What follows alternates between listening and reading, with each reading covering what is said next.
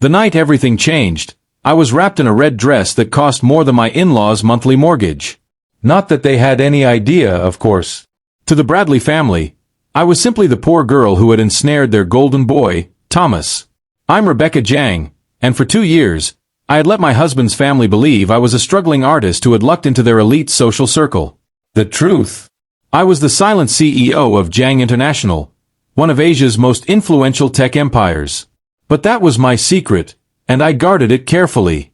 Did you get that dress from a thrift store?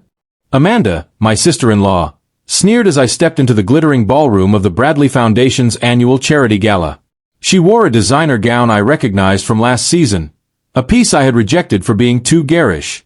Something like that, I replied with a serene smile, casually adjusting the faux diamond necklace draped around my neck.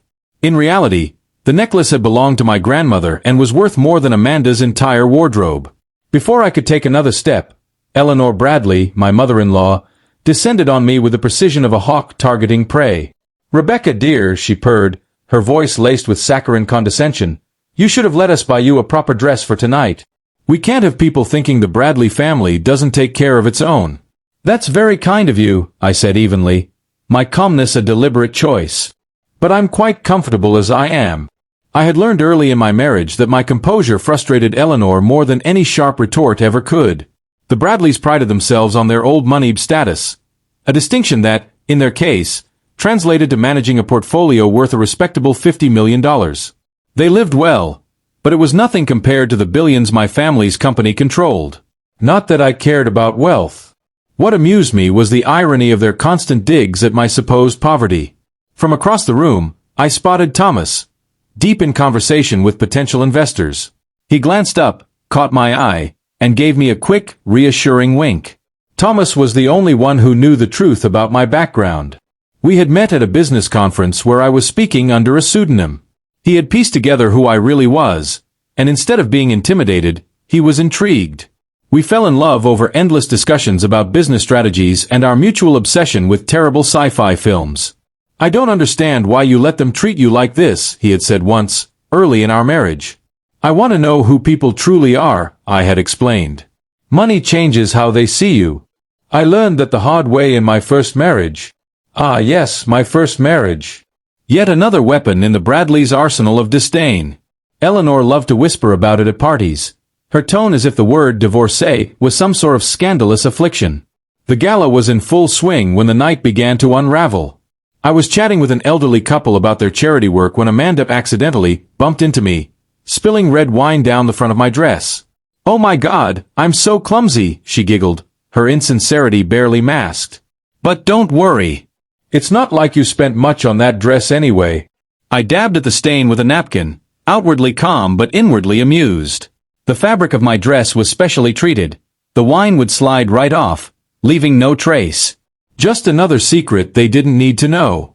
Moments later, Eleanor clinked her glass, drawing the room's attention. "I'd like to thank everyone for coming tonight," she began, her voice carrying the practiced authority of someone used to commanding a crowd. "The Bradley Foundation is thrilled to announce an expansion of our charitable initiatives, particularly focusing on helping underprivileged women improve their lives." She paused dramatically, her gaze landing on me. "In fact," she continued, her tone turning razor-sharp, "we have a prime example right here. My daughter-in-law, Rebecca, came from very humble beginnings, but we've graciously taken her in, trying to teach her the ways of proper society." The room fell into an uncomfortable silence. I saw Thomas across the room, his face darkening as he started toward us. Eleanor, emboldened, pressed on. "Though, I must admit, some people simply can't be taught class. They'll always be gold diggers, climbing the social ladder by trapping wealthy men." Amanda seized her cue, her voice dripping with faux pity. "Mother's right. We've tried to help you, Rebecca, but you're just embarrassing. Maybe it's time for you to leave." The words hung in the air like a challenge, the room buzzing with anticipation. But little did they know, the game was about to change, and I held all the cards. The air was heavy with tension as Ellen's condescending words washed over me.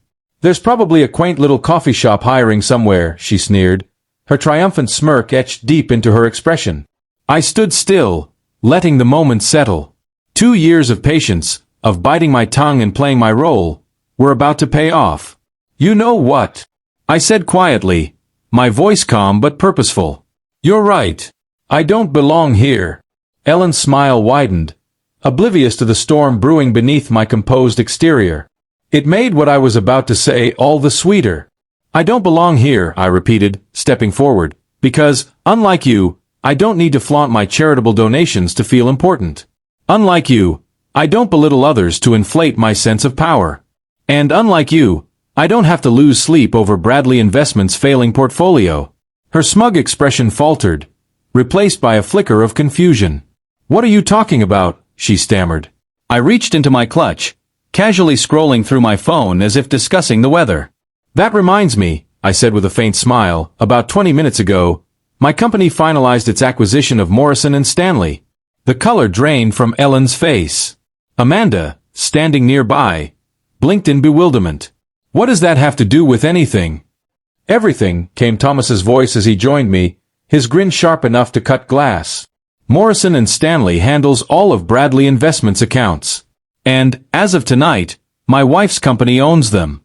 The sound of glass shattering punctuated his words as Ellen's champagne flute slipped from her grasp, shards scattering across the marble floor.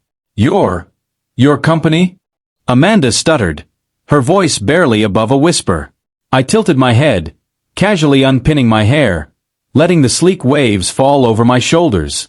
Jang International, I said, my voice dripping with cool confidence. Perhaps you've heard of it? We're a significant player in the tech sector, worth about $12 billion, at last count. Ellen clutched the nearest chair for support, her expression one of dawning horror. That's impossible, she sputtered. You're just a gold digger. Ah, I said, cutting her off, a poor artist? It's fascinating what people assume when they're too busy looking down their noses to notice what's right in front of them. I paused, letting the weight of my words sink in. But this is only the beginning. What comes next will change everything for your family. The crowd, which had subtly gathered around, was silent now, hanging on every word. Ellen's mask of superiority had slipped, replaced by a fragile veneer of panic. Even if what you're saying is true, she finally said, her voice trembling, Bradley Investments is still independent. You can't touch us. I tapped my phone again, my smile growing. About that. Thomas, darling, what time is it? He glanced at his watch, his movements exaggerated for dramatic effect. 9:45 p.m. Perfect, I said smoothly. That means the papers have been filed. You see, Ellen, Bradley Investments has been in trouble for a while now. Your ill-advised expansion into real estate last year left you hemorrhaging money, forcing you to take out high-interest loans just to keep up appearances. Amanda's complexion turned an unflattering shade of green. How do you know about that? She demanded, her voice cracking. Those records are private. Nothing's private when you own the bank, I replied softly. As of 9 p.m., Jang International owns every loan Bradley Investments ever took out. I gestured around the lavish ballroom. Oh, and this building. We bought it last week. This building belongs to the Bradley Foundation. Ellen snapped, her desperation palpable. Belonged, Thomas corrected smoothly. The foundation board voted to sell it due to financial constraints. They probably didn't tell you because you've been too busy plotting ways to humiliate my wife to attend the last 3 meetings. The murmurs of the elite audience grew louder. I caught a glimpse of phones discreetly recording the scene. By morning, this would be the talk of every social circle and the top story on social media. You can't do this, Ellen whispered, her voice barely audible. We're family. Family. I echoed, letting out a cold laugh. Let's talk about family, Ellen. For 2 years, you've called me a gold digger at every opportunity. You've sabotaged my charity work, spread vile rumors about my past, and even tried to set my husband up with other women. And tonight, you went out of your way to humiliate me publicly. I took a step closer, locking eyes with her. But here's the thing, Ellen. You underestimated me. That was your first mistake. And it will be your last. The lesson in worth. The air was thick with tension as Eleanor Bradley's voice cut through the room, her fury palpable. Humiliate me in front of everyone who matters in the city's philanthropic circle. Is that how family treats family? Amanda stepped forward, desperation softening her usually haughty tone. We can work something out. Daddy will talk to you. He always knows how to fix things. Thomas, my husband, interjected before she could finish. Your father already knows. Amanda. Who do you think approved the sale? He's known about Rebecca's identity for months. He tried to warn you both to change your ways, but neither of you would listen. Eleanor's face contorted with rage. Richard would never go behind my back like that. Actually, Eleanor, I would. The voice came from behind her. Richard Bradley, the patriarch of the family, stepped forward. The weight of years of frustration etched lines into his tired but resolute face. I've spent years watching you and Amanda use wealth as a weapon, mistaking privilege for superiority. When Thomas told me the truth about Rebecca, he glanced at me, his daughter-in-law, I saw an opportunity to teach you a lesson that money couldn't buy. Amanda's voice cracked. Daddy, how could you? Easily, Richard said, his tone steady. Rebecca's company isn't just buying our assets. They're restructuring everything.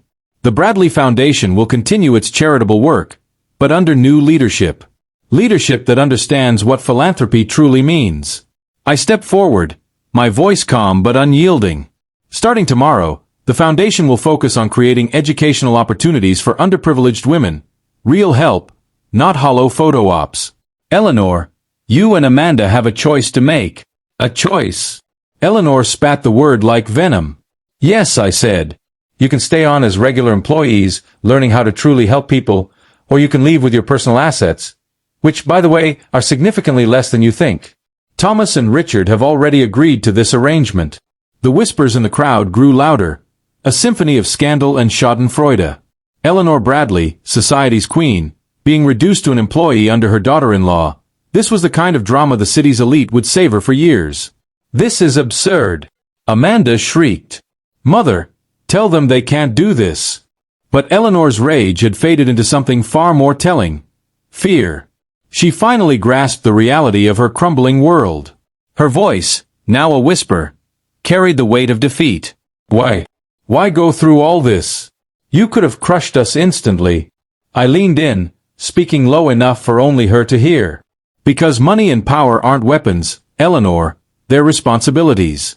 I wanted you to feel what it's like to be judged, dismissed, and humiliated based on what people think you're worth. Now, you have the chance to learn what real worth means. 2 weeks later, the headlines told the story.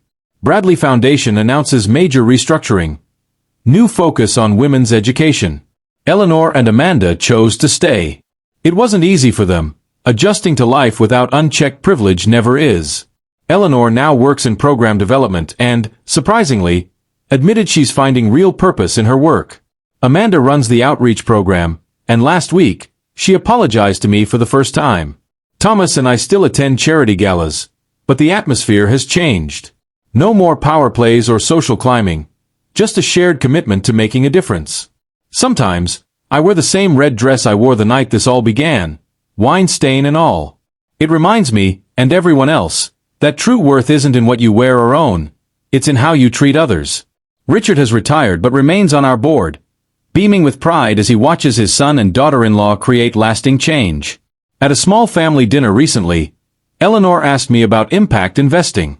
I want to do better, she said softly. I want to be better. And that, more than any revenge, was the victory I'd hoped for. At night, Thomas sometimes asks me if I miss being the secret billionaire. I just smile and show him the latest reports from our education programs. Hundreds of women given opportunities they never dreamed possible.